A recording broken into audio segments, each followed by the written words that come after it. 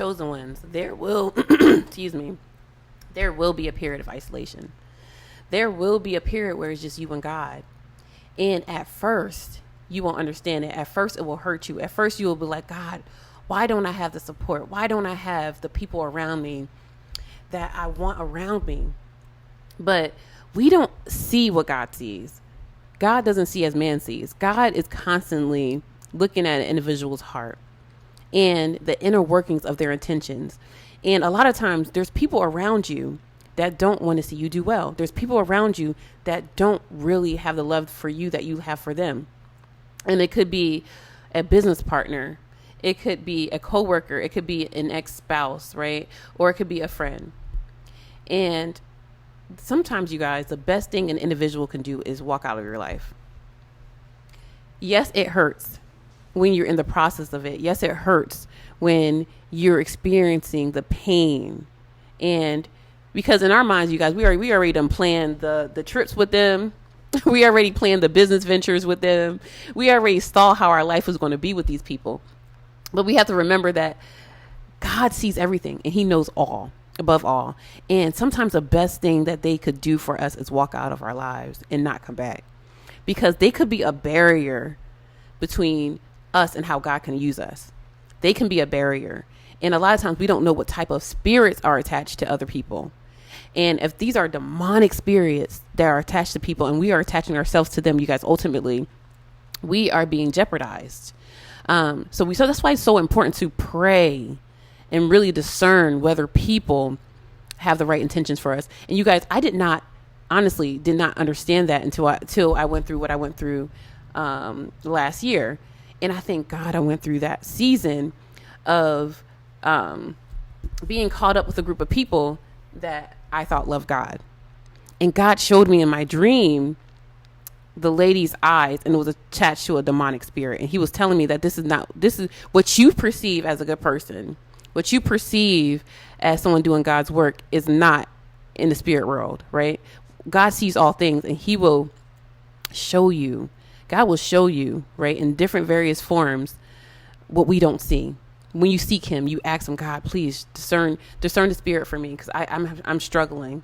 But ultimately, the person would either walk away or you will walk away from that individual. And you have to thank God for the seasons and periods of isolation, because God is protecting you from something. He is protecting you from something, and you don't see it or feel it now. It hurts. And that's when the enemy comes in, because he wants you to take this period as a period of depression, sadness. He's like, God, you just left me alone. You just left me in the wilderness. I'm alone, God. And why aren't these people around me anymore? Right? Why can't I keep the circle of people around me? But God is helping you. He is helping you, and he's preparing you for something major. This stuff happens sometimes, you guys, so that God can place something inside of you. Sometimes people are displaced so God can place something inside of you, something major inside of you. And you have to thank God, because God can't move the way he wants to move with those blockages.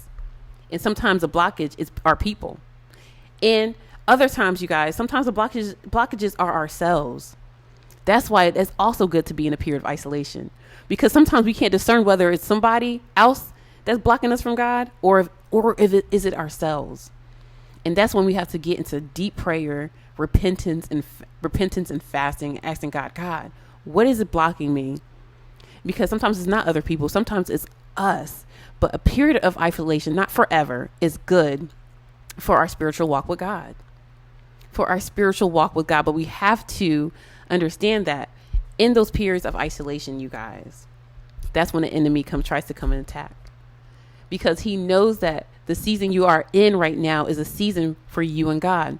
And whenever a believer is trying to get closer to God, right, the enemy comes in like a thief in the night, and he sows his bad seeds. And he tries to confuse you, and he tries to get you off track.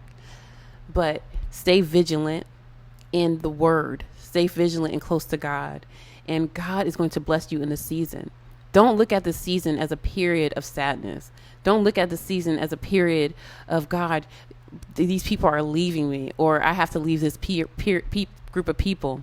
Look at this season as God is about to do something new in your life. He's about to bless you. He's about to improve your circumstances. He's about to take you on higher heights. And that sometimes involves people that aren't willing to get there with you. They're not willing to get to the higher heights with you. So you have to allow them to stay where they are. I hope this message has helped. I'm wishing you a wonderful day.